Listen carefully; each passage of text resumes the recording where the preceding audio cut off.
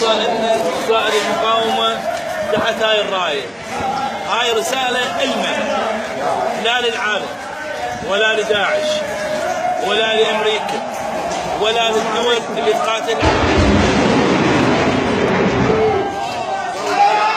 محمد وآل محمد.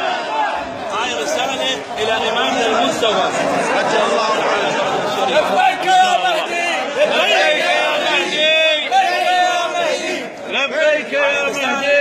للإمام المهدي إنه إحنا على استعداد للظهور إن شاء الله إن شاء الله، استعداد للظهور إن شاء الله تعالى. هاي الرسالة الحقيقية إن شاء الله تعالى بهذا التكاتف، بهذا التعاون إن شاء الله تعالى. جنودك يا إمامنا، جنودك حاضرين إن شاء الله ومستعدين، وإن شاء الله كل احنا تحت راية الإمام المهدي عجل الله تعالى. احنا متابعين ما يحصل من اوضاع سياسيه في البلد.